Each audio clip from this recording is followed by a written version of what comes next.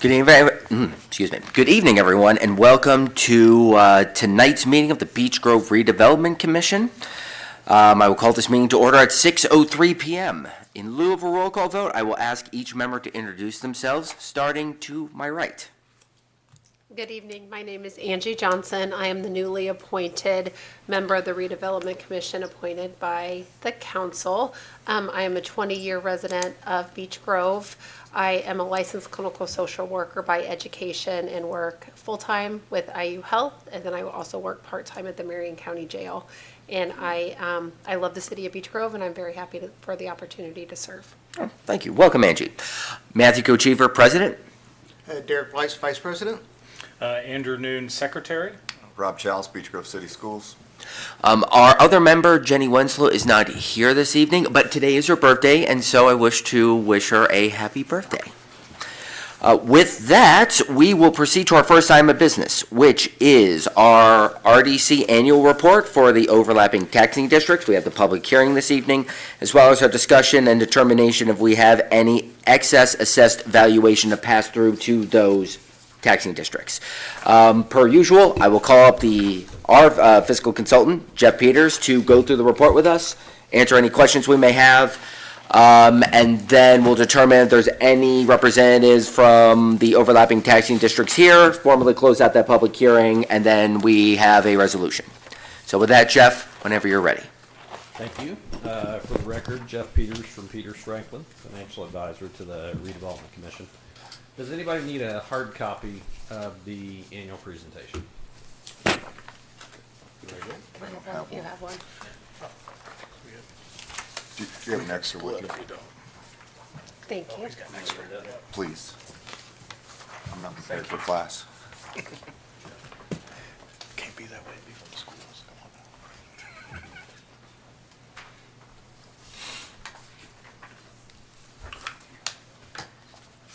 So for the last several years, you have been obligated to do this annual presentation.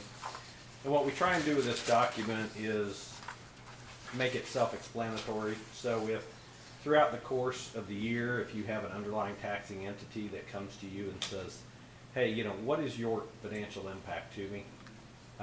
You can just deliver this to them and hopefully they can walk through it themselves. There are three primary components that you need to look at in this annual presentation. One is the commission's budget with respect to the allocated property tax proceeds. Two are the long-term plans for the allocation area, which you have now fleshed out extensively in the document that you worked on and passed last year. So now you've gone back to the old documentation, looked at what types of projects should you undertake, and I would encourage any of the underlying taxing units or anyone interested in what are those long-term plans to reference that in-depth document that you worked toward last year. And then the third component is the impact on each of the taxing units. Next page in on cash flow and long-term financial plans for the allocation areas. Showing you there for your operating fund 2025, 2026, and 2027. In 2025, you entered the year with about $1.6 million. You spent approximately $284,000. You ended the year with a little over $2.1 million. In 2026, we're anticipating revenue at about $911,000. Laid out the budget that you adopted and presented to the city council this year of approximately $2.19 million. If you were to spend all that, which potentially you will not get through this year, but if you were to, you would end the year with about $883,000. In 2027, we assumed revenue again at $911,000 just because we don't have any better information on 2027 at this point. Laid in your normal project professional services expenditures, professional services contract that you're now undertaking to help bring your new development plan to fruition. The remaining amount of anticipated revenue through the end of 27 would be approximately $1,585,000 to be spent. I know your redevelopment plan and its anticipated costs are multiples above that.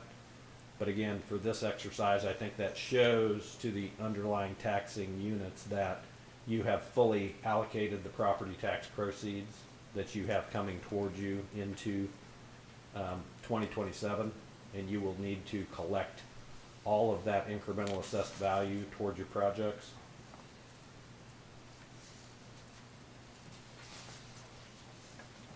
The commentary on the next page is again just that, a commentary of what I just walked you through. If we go to next page, tax impact for Center Township. In here on the assessed value, the only control you have at this point as a redevelopment commission is you can capture all of that assessed value that you are eligible to, which is what's shown here for 2025, or you can give it back to the property tax base, which benefits all of the underlying taxing units, but only in a fraction of what it is that you gain as a redevelopment commission. And the reason that it's only fractional is the majority of the property taxes levied by the underlying taxing units are based on a statutory formula and their maximum levy. So it is a finite dollar amount that each of those underlying units are going to get to levy. And it does not change even if you relinquish additional assessed value back to the tax base. All it does is lower that rate, and it has a couple adjustments that I'll walk you through as well. But that's the reason for just the fractional amount of benefit that the unit of government would get, the underlying taxing unit, versus you collecting all the money. So in the top section, we look at the change in rate. So for 2025, we've got all the underlying taxing units that you impact, their assessed values, the tax rate for all of those entities sums to 4.3472.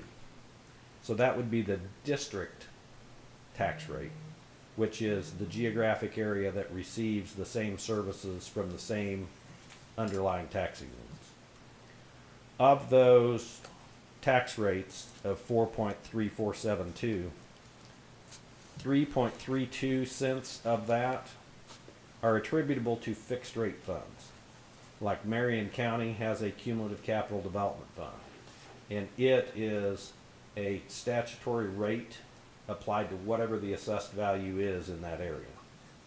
For special transportation, there's a cumulative fund, as well as health and hospital also has a cumulative fund that is rate driven.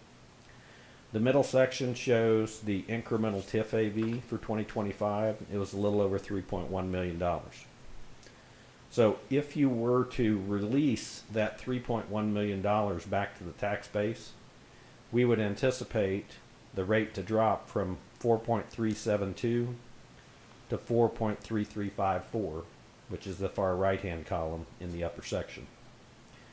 If the rates were to drop, we would have fewer properties that would then qualify for the 1%, 2%, and 3% statutory tax caps. And at that point in time, each underlying unit of government would net collect more property tax dollars because there would be fewer amount of property tax dollars lost to those tax cap credits. And our estimate is there in the middle in the box. That would be $4,904. Proportionately, it would share to the underlying taxing units below. For Marion County, it's $494. Center Township, $68. Beech Grove School, $1,788. City of Beech Grove, $842, etc. The bottom section lays out for those units that have a fixed rate fund.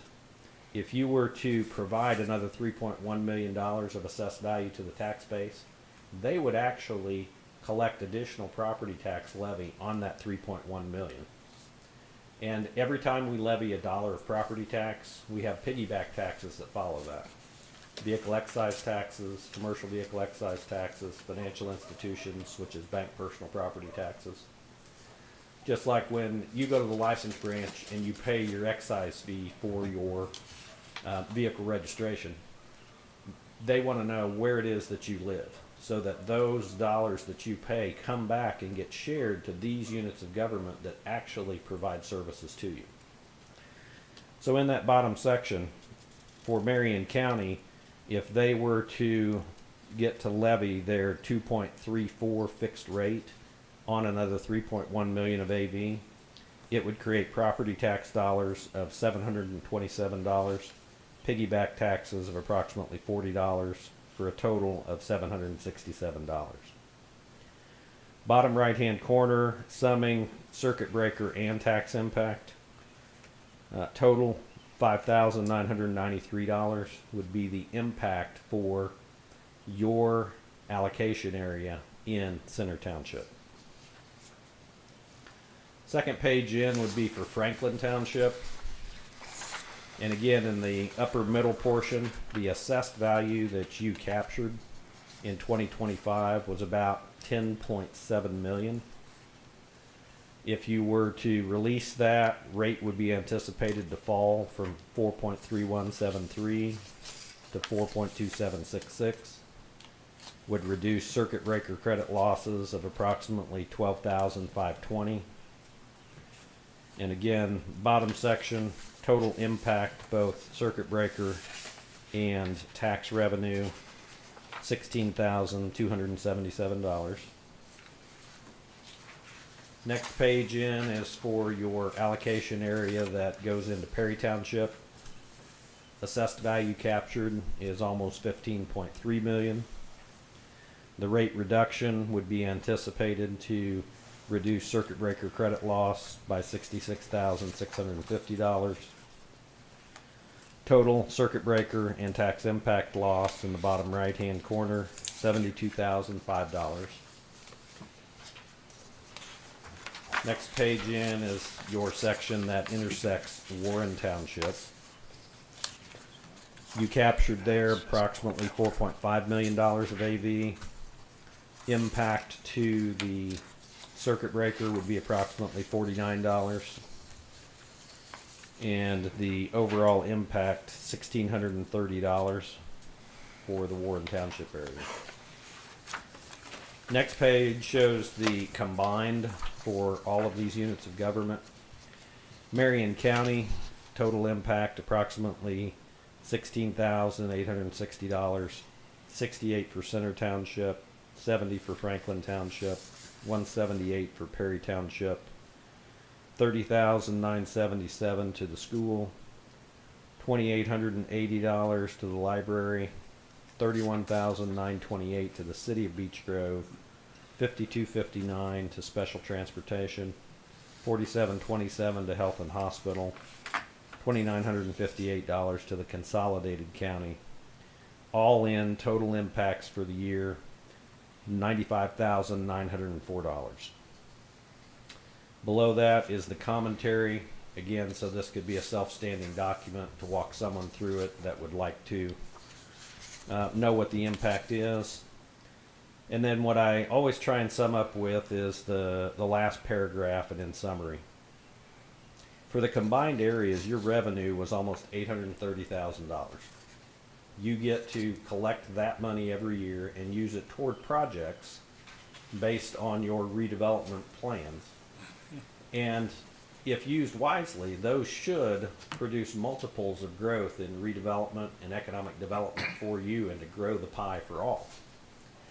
If you instead choose to forego your operations as a redevelopment commission, fold and give everything back to the underlying taxing districts or the underlying taxing units, they would receive less than $96,000 a year.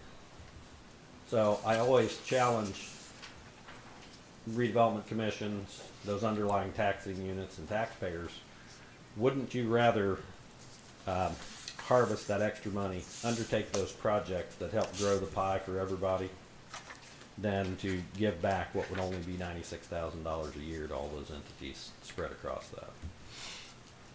And with that, I'd be happy to answer any questions. Any of the members have any questions? The summary is the most important part to me too as well. Yes. I will note that in the report here, if all the excesses, the assessed value is passed back to the overlapping taxing district in the tax impact combined, the city of Beech Grove alone would only receive $31,928 in additional property tax revenue. That's Correct. yes. I will note that the city of Beech Grove had asked us last year, and we are funding, helping fund the construction of the roundabout over at Hannah, Arlington, and that other road. We have voted to provide $275,865. So it would seem that the allocation areas that we have and the revenue that we get to improve those allocation areas in other areas of Beech Grove are far more benefit to the city as well as the other underlying taxing units than if we wanted to just pass everything back to them and essentially, well, if we were to do that, we might as well just close up shop anyway. I agree, and also I believe as well, as the RDC, we have to spend it in the bounds of Beech Grove, whereas if we pass this through, this money would be going back to other taxing districts as well. Yes. Okay, any other questions? And that was just the increased AV, right? This is the increased AV from the time that the base was actually set. However, it is neutralized every year to basically ferret out appreciated growth. So it's more based on real growth that has occurred from the time you established these areas. So this isn't the total impact of what each entity is losing due to TIF districts, correct?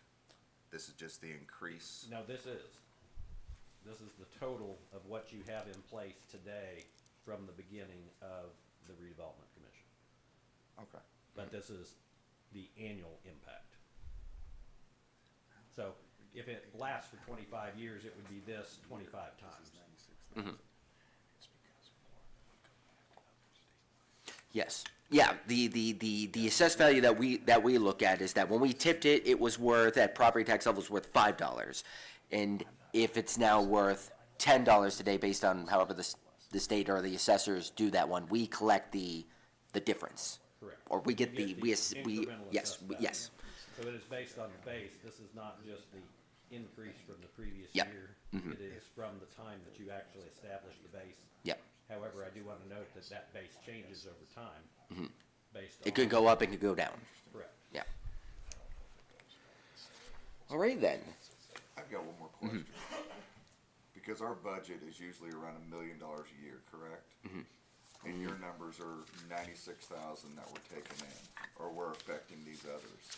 Yes. So where does the other 800,000, 900,000 come from Property taxes on the properties? that are TIFed? No, on all the properties. Okay. So it's not just TIF money that we get a portion of all properties in Beech Grove as well. No, you get, and your revenue stream is segregating out that incremental growth for all of those parcels that you have put in your allocation areas. However, if you were to give it back, it would go into the tax base of all of the larger entities. The units of government would get $96,000 more in revenue. The taxpayers would get the other 800,000. But again, you would be spreading $800,000 across a very, very large group of Right. taxpayers. It would be inconsequential. Yeah, and our budget is a combination of, because we haven't spent a whole lot, again, I've had bonds in a lot of years, not a lot of projects, so it's a combination of the revenue that we've already had that carries over year, plus what we anticipate their property taxes will be. Again, the numbers are always different, and it's different between fall and spring collections, or spring and fall collections, whichever one technically comes first. Sometimes by a large amount, but that's a question for a different day. Any other further questions? Then I will ask, because we are in a public hearing, is there anyone or any representative from any of the overlapping taxing districts inside of Beech Grove that wish to address us this evening? And hearing none, and there's no objections, I'm going to formally close the public hearing portion of this presentation. The public hearing is closed. Okay. So, hearing the report from Jeff Peters, thank you, Jeff, and knowing what's in our budget and what plans we have, our attorneys, at my request, have put together resolution number 2026-2. You should recognize this resolution because we've done it a number of times. This resolution is titled, "A Resolution of the Redevelopment Commission of the City of Beech Grove, Indiana, determining that there is no excess assessed valuation to allocate to overlapping taxing units." I'm going to read the resolution and then make a motion to adopt it. The resolution reads, "Whereas the Commission, in consultation with its financial advisor, has studied the assessed value of property within the Commission's allocation area in order to determine whether any excess valuation exists. Whereas the Beech Grove TIF Fund does not have sufficient monies to fulfill its redevelopment plan objectives, and whereas pursuant to Indiana Code 36-7-14-39B5, the Commission is required to notify certain authorities regarding whether there is any excess assessed valuation collected by the Commission, and whether any excess valuation will be passed through to the overlapping taxing units. Now, therefore, be it resolved by the Commission as follows. 1. The Commission finds that no funds from excess assessed value were collected by the Commission during the past year. 2. The Commission further finds and determines that no excess valuation will be allocated to overlapping taxing units in 2027 based on the most recent January 1, 2026 assessment date. 3. The Clerk Treasurer of the City of Beech Grove, Indiana, and/or an officer of the Commission is directed to send notice to the Marion County Auditor, the Common Council of the City of Beech Grove, and the fiscal officers of each overlapping taxing unit of the findings of this resolution, adopted this 21st day of May, 2026, City of Beech Grove Redevelopment Commission. I will make a motion to adopt resolution number 2026-2. Is there a second? I'll second said motion.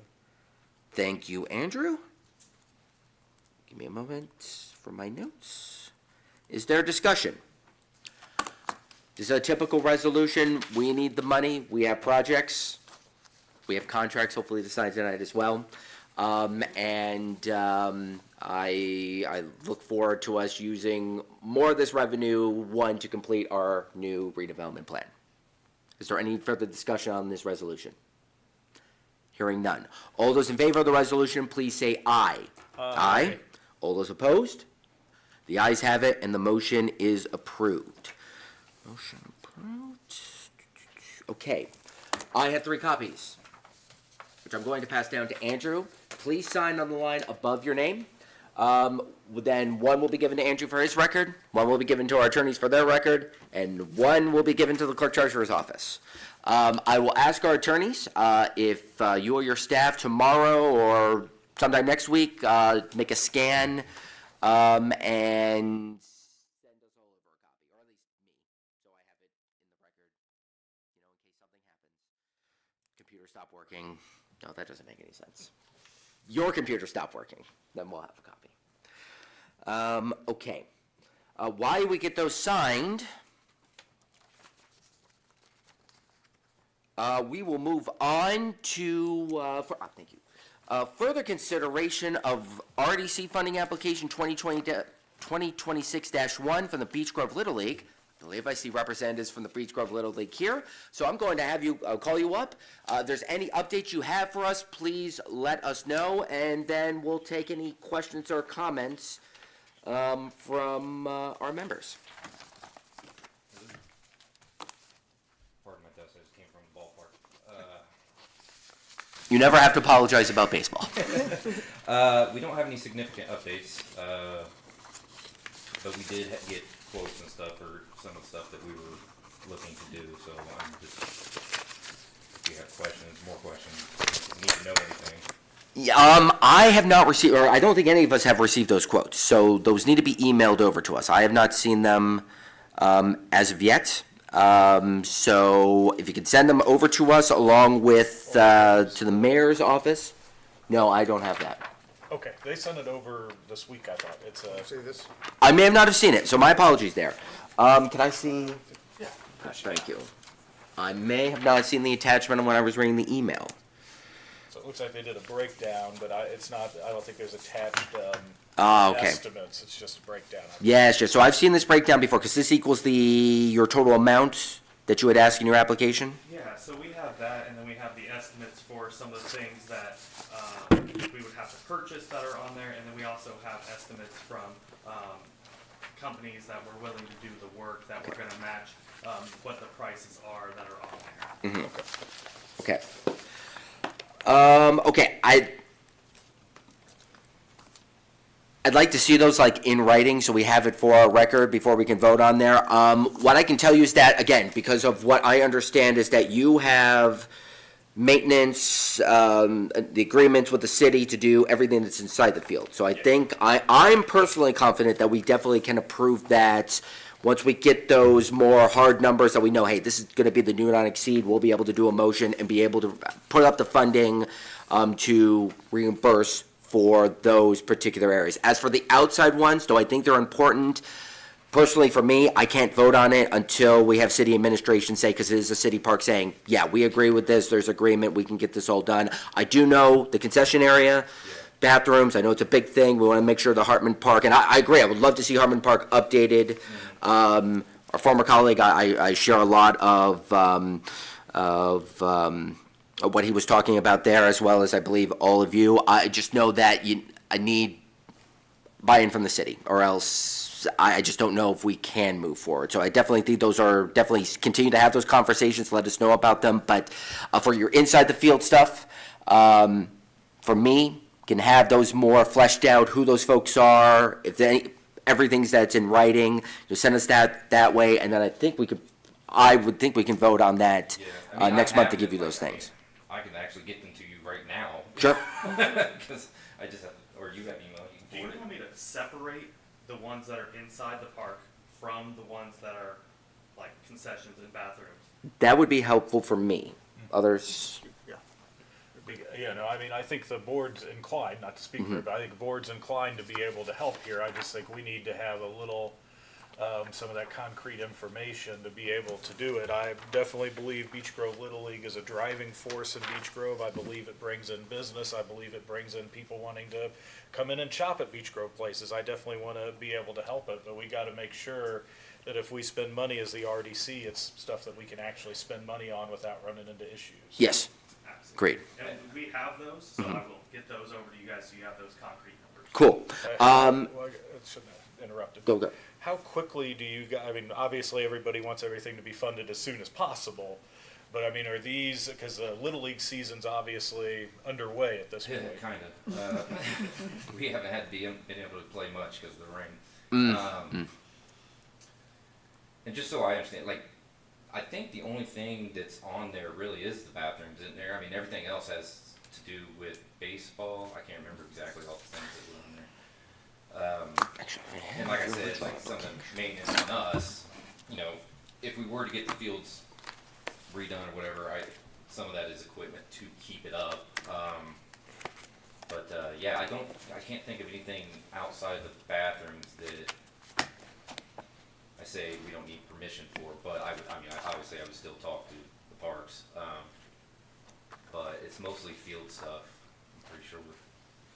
And, you know, I remember from you guys coming in here the last time that, you know, we need to be able to get the fields repaired, to be able to hold tournaments, to be able to get, you know, have reliable games coming in here. Yeah, we haven't played all this week because it rained. How's the relationship going with the Parks Department? Very good. Everybody on the same page now? Yeah, I believe so. We talk a lot of back and forth. Some of the members are there because their kids are playing, so they see what we do. Seem to I be would happy. think the only thing park-related that you're trying to separate out, Matthew, would be the bottom three, the Yep. bathrooms, the HVAC, and actual construction or constructing more shade shelters. Yeah. Would be the only So- thing. Yeah, and the HVAC, yeah, that is definitely, parks. I know that they've been looking into it and getting quotes for that. It's almost like a past president owns his own heating and cooling company. Almost. Yeah, that's what I'm saying. I have that demarcation here. So yeah, just for all of those that the 30, 30, 30, 40, 50, 55, 58, 60,000. I think for that 60,000 that's in the field, everything from scoreboard on down to the field maintenance, just that if you actually have the quotes for that, because I want to try and get as specific as possible on a do not exceed. So then that's there, and then if that work is done according to what that estimate is, you get that invoice, you bring that invoice to us, you got the invoice, then because we do it by reimbursement. Yeah, because I have it Everything. all broken down in an email that I sent to him, and it's all separated. Cool. Like each different project or whatever. Great. So we can get that to you ASAP. Perfect. Do that, and then I think that we would be in a position to vote on it. I want to help the Little League. Yes. if we can. My brother played Little League for years. I remember, and I grew up in Maryville, and that Maryville Little League is gone now. The park is, at the very least. I know where it is, and it's all overgrown, and My little- half of it's now a warehouse. I want that way more. So, and I see every time I'm coming home down 9th, I see a lot of people over at Hartman Park. Yeah, a lot of people, didn't have to send them home because it's too muddy. I know. So, yes, get that broken down. I will put you back on the agenda to give any last final updates that you may have here. And then at our June meeting, I think we can vote on that, and then we can get in that process. And I think, get the folks that you have, and that's agreement, get all that stuff repaired, and then we'll get that, paid for and everything. And then I definitely think you'll be in a even greater position for, I don't know if you do fall ball or definitely even for next spring. We're actually thinking about canceling fall ball this year to Really? work on the fields. Okay, all right. Because that's the best time to do a lot of the work. And Right. a lot of times after fall ball, I'm too tired to do anything. So. All right. Okay. Let me ask you a question. So, we do this on a reimbursement mechanism here. So is there a initial mechanism to pay for this to come in, provided it's guaranteed to be reimbursed, or how would it actually get paid? Yeah, our contractors are fully aware of the pay structure, and Okay. we're going to Good. be taking that in consideration when they put their estimates in play. Okay. Cool. Okay.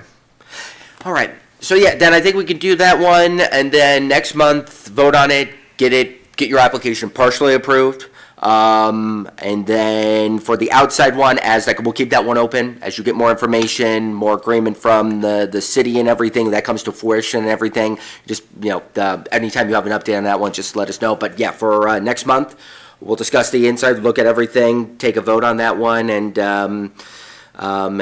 get this ball rolling. All right. Okay. Appreciate it. Perfect. Thank you, gentlemen. Okay. With that, I am going to call up our attorneys to give us an update and take us through the contract with negotiations with Civitas. And we have a draft contract here tonight. So we'll see if we're in a position to vote on that one. But Aaron, I will turn the discussion over to you. Okay. So after the last meeting in which Civitas was chosen as the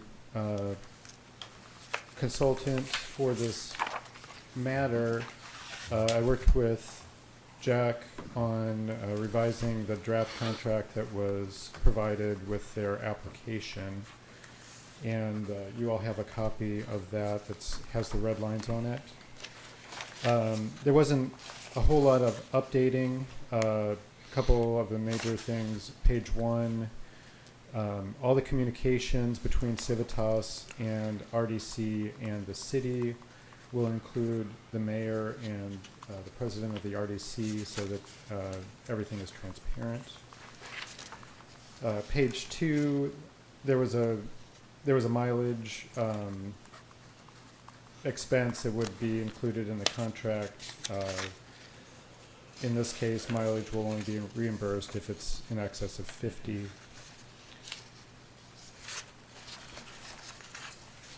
And then I think the I think the major changes were back in Exhibit A, which is towards the end. So page 6 of the draft document,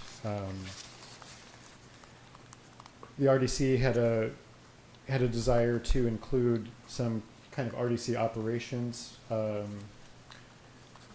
portion of what Civitas would be doing, and so that work was added there.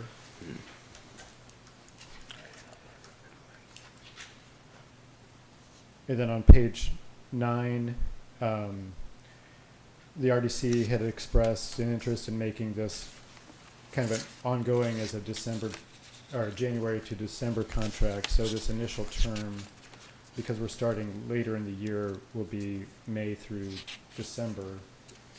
And that adjustment does affect at least for this term, the total dollars, but we did not change the monthly allotment, which is an up to amount that Civitas could bill for their services.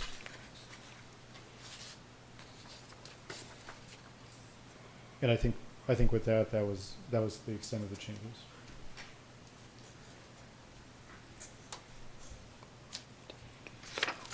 Okay. And so what I believe you have 4 copies of a contract that Mr. Woods has already executed, and I would leave it to you to make the appropriate motion on whether you want to accept those or not.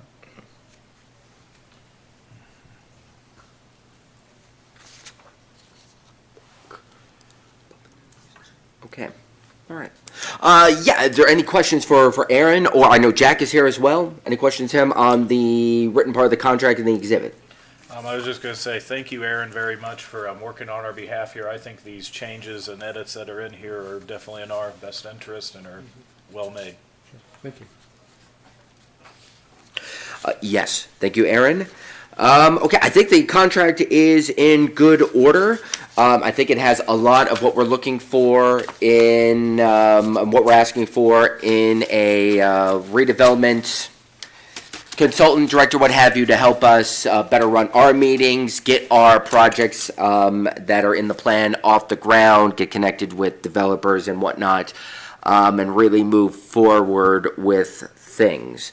And I know they're looking forward to hitting the ground running because, as you could tell, you've seen our funding applications through our big ticket items that we really want to get done and everything. So there's no objections. I'm prepared to vote on this contract tonight so we can vote on it and everything everyone else is. Then with that, is there a motion to approve the contract, the professional services agreement between the City of Beech Grove, Indiana, and the Beech Grove Redevelopment Commission, and Veritas Group, Inc., doing business as Civitas? Is there a motion to approve this contract? I'll make said motion. Thank you. Is there a second? Oh, second. Thank you, Derek.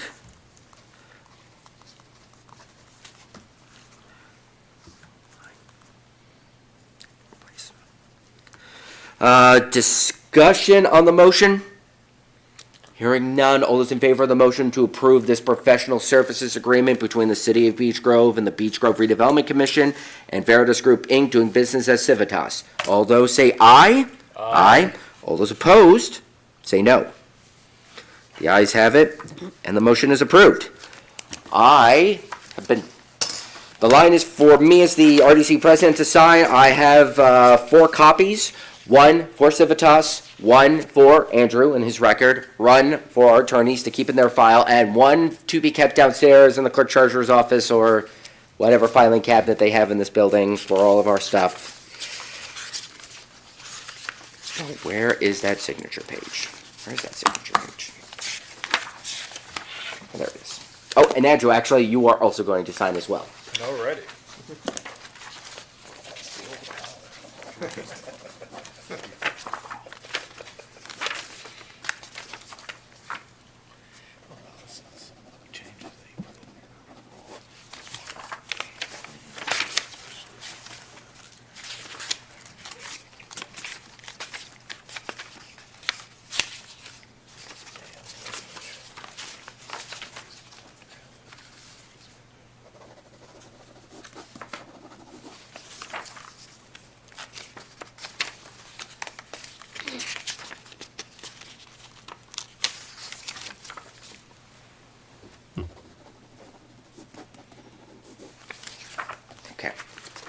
or 4. The signature page is somewhere in the middle end. It's not really at the end because of the exhibit and everything. Thank you. But with that, while you're signing all of those, I'm going to continue with business. And that is, actually, I can't use that right now, is the approval of our April meeting minutes. There are 2 different sets of minutes before you. One is from our regularly held RDC meeting. The other one is a combination of the statement regarding the executive session, thank you, Rob, that was held, as well as the minutes from the special meeting that was held immediately after that executive session. So I will give a moment for everyone to browse through those minutes really quick, just to let Andrew know if there's any corrections that need to be made.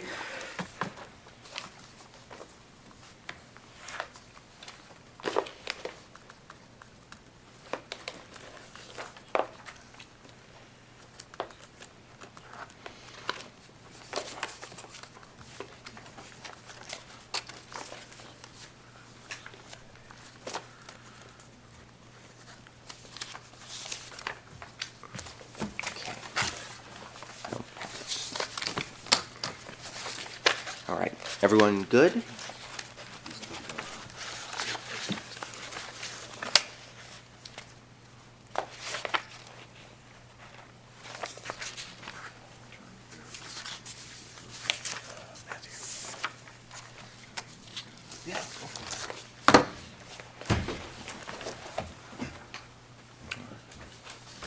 Thank you, sir.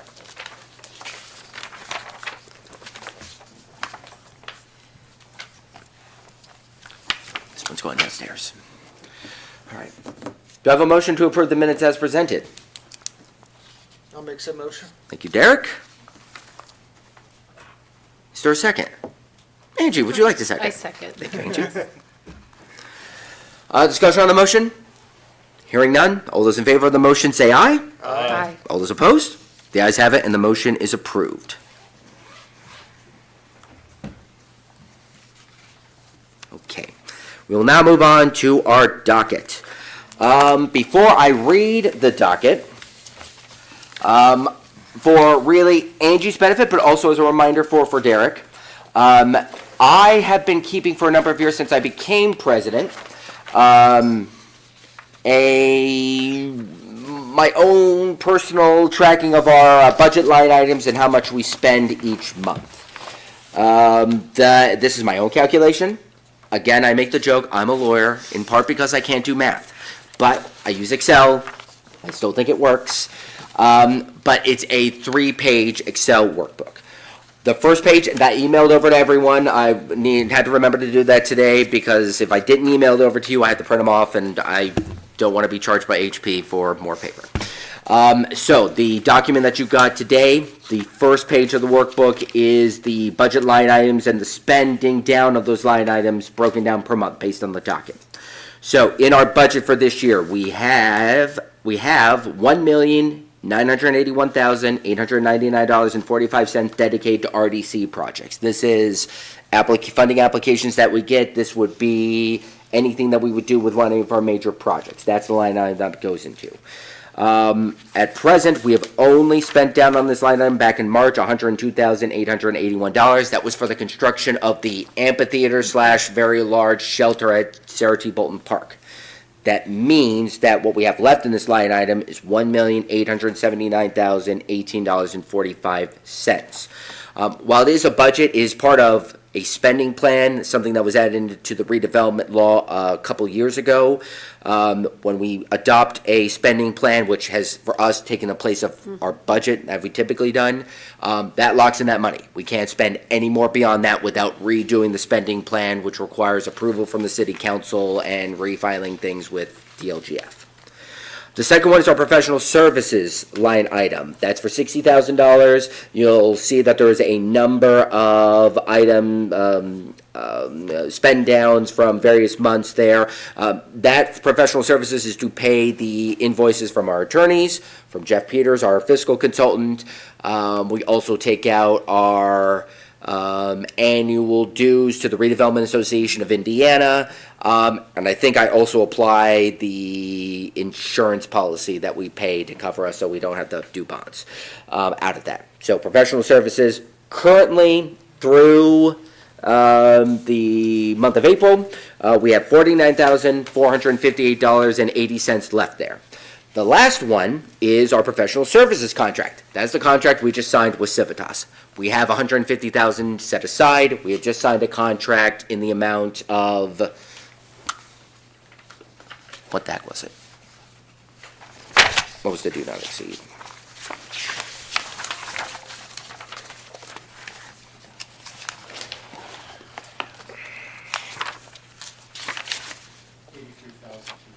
$83,200. So that will come out there. That means that we're not going to spend everything down, or put another way, we also have additional money to do other things that would fall into the professional services if it matches what the plan says.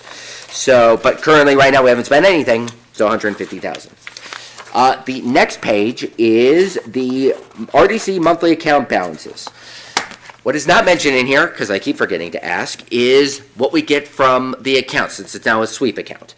But just taking into consideration what we spend down, what at a minimum would have been in the account as of May 1st was $2,050,276.13. It is actually, because I asked today, and I have it in a text message.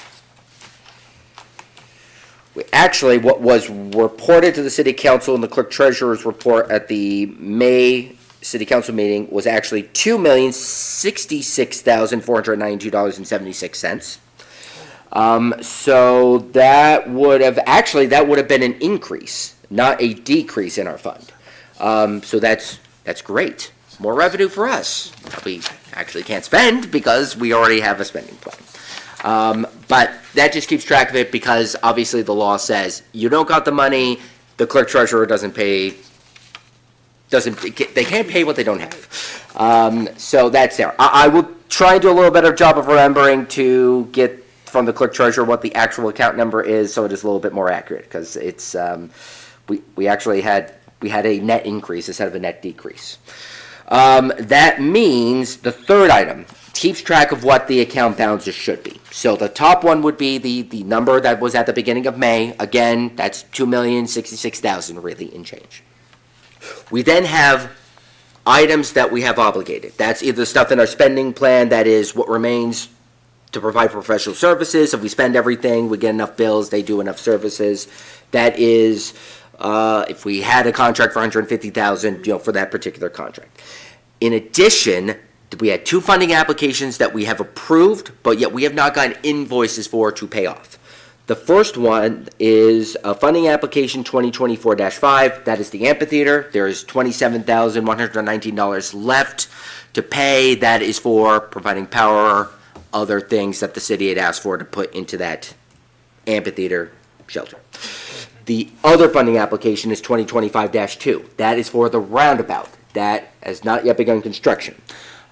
We have agreed to put up $275,865. So as soon as that is done, the city gets invoices, they will send it over to us, and those will be paid. But again, that's going to be months from now.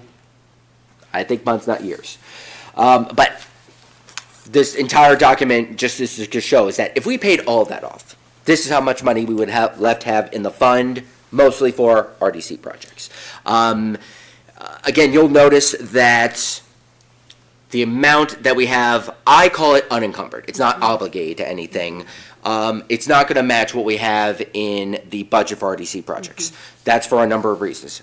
Number one is, I cannot tell you how bad at math I am. And I do not like to project what we're going to get in property taxes. Again, the numbers vary even from spring to fall. And so when I put together the spending plan, because I draft it, I usually just use last year's revenue. It's like, I expect we're going to get that. If it's going to be more, that's great. If it's going to be less, we will adjust. And so, the number of what will be in the account as opposed to what we can actually spend, the spending plan will always be a little bit different, but obviously we will not spend what we don't have, because that's not possible. anyway, that is what I give to all of you to try and keep track of what we have so we can be a little bit better in spending. And Civitas is going to be on those emails and everything, so you will see what we have there. And if there's a better way of doing it, I'm all ears. Again, I cannot tell you how much I do not like numbers. But with that, unless Angie or Derek or anyone else has any questions, I will move on to our docket. The docket, as always, I will read in part. This is the allowance of accounts payable vouchers for the City of Beech Grove RDC, and it reads, we have examined the accounts payable vouchers listed on the foregoing register of accounts payable vouchers consisting of one page. And except for accounts payables not allowed as shown on the register, such accounts payables are hereby allocated in the total amount of $20,131.81. On the second page is the accounts payable register. There are 5 entries. The first entries is to Miracle Playgrounds of Indiana. This is in the amount of $1,750. It looks like it is an invoice for that amphitheater shelter. Looks like for replacement parts and freight. The next item is to Lewis and Capps, our attorneys. That invoice is in the amount of $2,080.30. The third entry, also Lewis and Capps, our attorneys. That is in the amount of $988.30.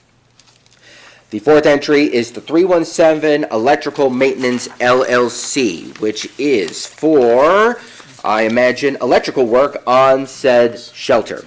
That is in the amount of $7,689.21. And then the fifth and final entry, also to 317 Electrical Maintenance LLC.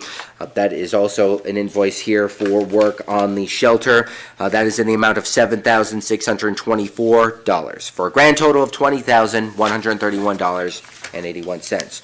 You've heard the docket. Is there a motion to approve the docket? I'll make said motion. Thank you, Andrew. Is there a second? I'll second the motion. Thank you, Derek. Discussion. The only thing I will add on here, and I need to get clarification from the city, is that if we pay off these invoices, what remains left in the do not exceed for the amphitheater funding application would be $10,055.79. Now, I do not know what is left that we put up there for other costs. I know it was electrical. But what I need to get clarification on is there any other things they're doing on the amphitheater? If there isn't, then next month I will make a motion to rescind or lower that do not exceed amount in that application, essentially closing it out, and we will have an extra $10,000 in change for something else. But I will get an answer from the mayor, and we'll have something for you next month. If I happen to forget in between, make sure someone let me know so we can do that, because again, we want to, I don't want money to being left out there for an obligation that we are not going to be paying on. But that's all I have. Is there any other discussion on the docket? Just was gonna say, I know next Thursday is the first of the concert series out at the park, you know. Hopefully community gets out and enjoys it. Great. Good. Okay. I don't have any other questions here. If we're all good, you've heard the motion to approve this docket. All those in favor of the motion, please say aye. Aye. All those opposed? The ayes have it, and the motion is approved. You have your copy, and I have this other copy. I'm going to pass down to Andrew. Somebody else is on one spot. Oh, You got one? Oh, Great. thank you. Great. Motion approved by voice vote. And I'm not going to read over that, go over that page.